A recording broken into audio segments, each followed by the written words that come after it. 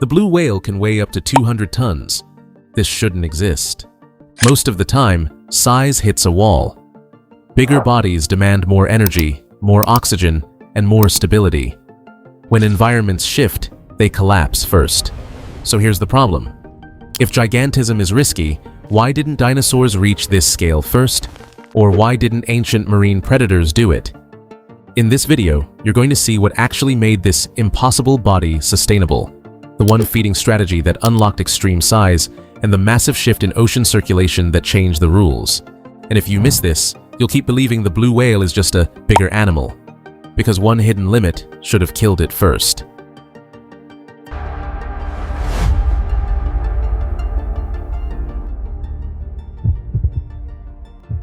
The physiological trap. From a biological standpoint, extreme size does not simplify systems, it multiplies risk. As bodies expand, every internal function becomes harder to stabilize, and small inefficiencies begin to compound into serious consequences. The heart cannot simply scale up without cost. As distance increases, blood must travel farther, through thicker vessels, and against greater resistance. Circulation becomes a timing problem. And at this scale, failure isn't gradual, it's sudden. And this is where scientists started paying attention. Because blood circulation does not scale cleanly with body mass. Larger vessels reduce flow efficiency, while longer pathways demand higher pressure. The heart must work harder simply to maintain baseline stability. But the deeper researchers looked, the stranger it became. Oxygen introduces another constraint.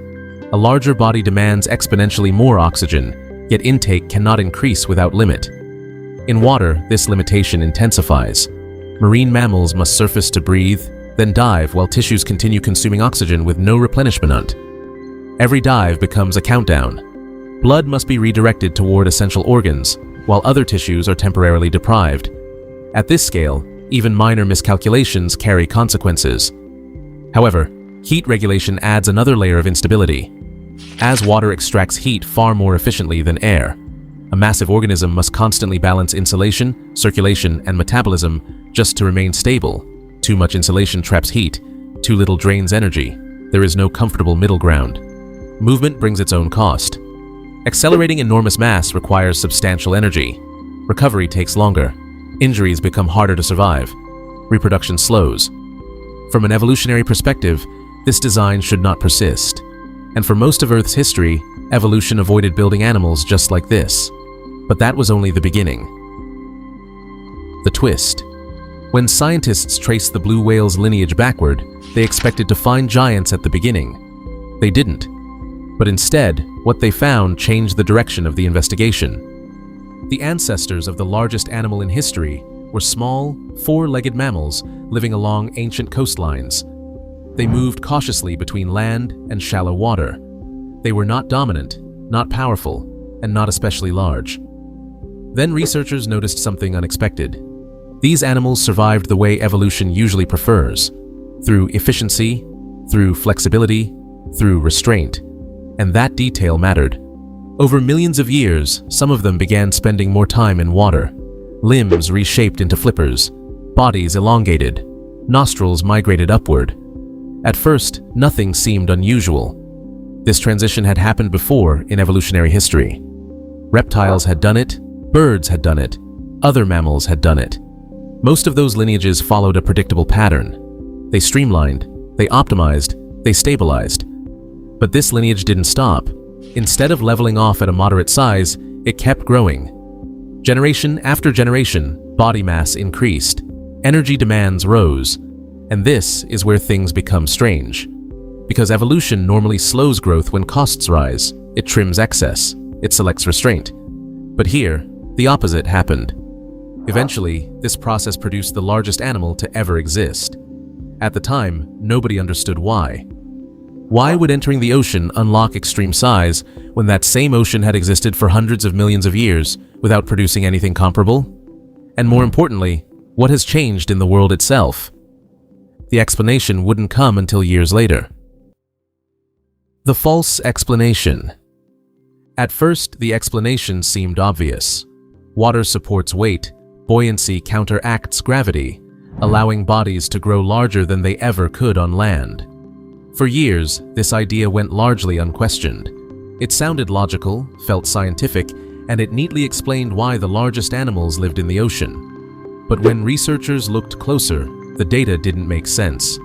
Marine ecosystems existed long before whales appeared.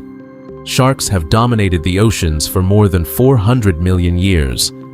Marine reptiles ruled entire geological eras. Seals, sea lions, and toothed whales evolved powerful bodies built for speed and endurance. All of these animals lived entirely in water. All of them benefited from buoyancy, and yet none came anywhere close to the size of a blue whale. If floating was the secret to becoming gigantic, the ocean should have produced giants again and again. It had hundreds of millions of years to try, but it didn't. This is where the story changes. The discovery. The first real clue did not come from anatomy or behavior. It came from the climate. During the ice ages, Earth's oceans did not simply become colder, they reorganized. Expanding polar ice strengthened global circulation, pulling nutrient-rich water from the deep ocean up toward the surface. This quiet shift changed how energy moved through marine ecosystems. At the time, nobody understood why this mattered. The data showed dramatic changes, but the implications were not immediately clear. Then, researchers noticed something unexpected. As nutrients surged upward, phytoplankton populations exploded across vast regions of the ocean. These microscopic organisms multiplied into dense seasonal blooms, transforming once sparse waters into temporary zones of extreme productivity. The entire food webs begin reorganizing around these events. But that was only the beginning. As feeding directly on these blooms was a small, shrimp-like organism that had existed long before whales ever appeared. Under normal conditions, it was just another link in the food chain. Under Ice Age conditions, however, its numbers surged dramatically. Krill populations expanded into massive, tightly packed swarms that followed currents and ice cycles with remarkable consistency. And for the first time in Earth's history, enormous amounts of energy were no longer scattered thinly across the ocean. They became concentrated, predictable, and renewable. The entire regions of the sea turned into moving reservoirs of food that returned year after year, and this is the key to everything.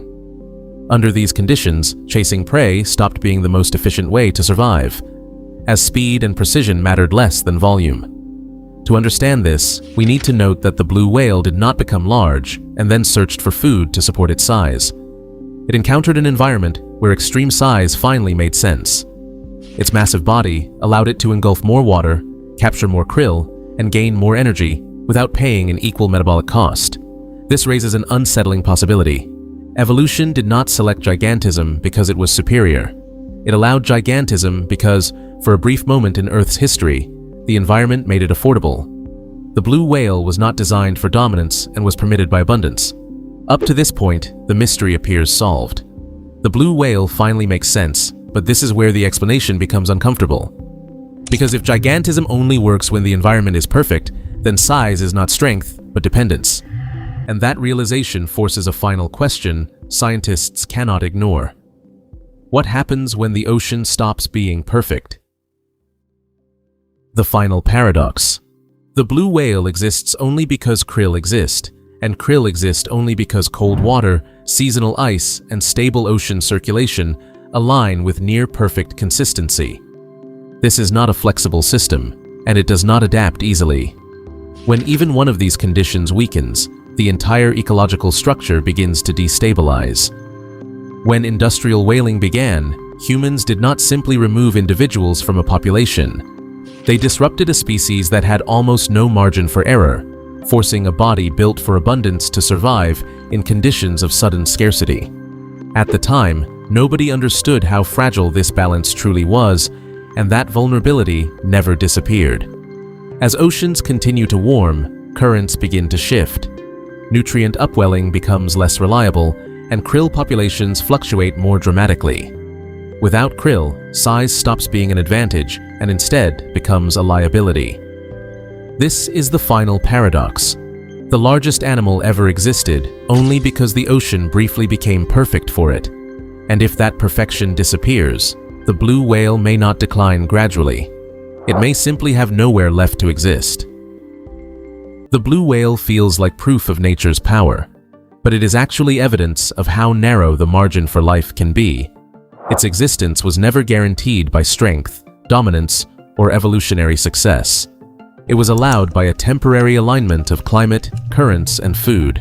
And that raises a final thought worth sitting with. If the largest animal in history depends on such fragile conditions, what does that say about the rest of life sharing the same ocean? See you soon for a new scientific mystery.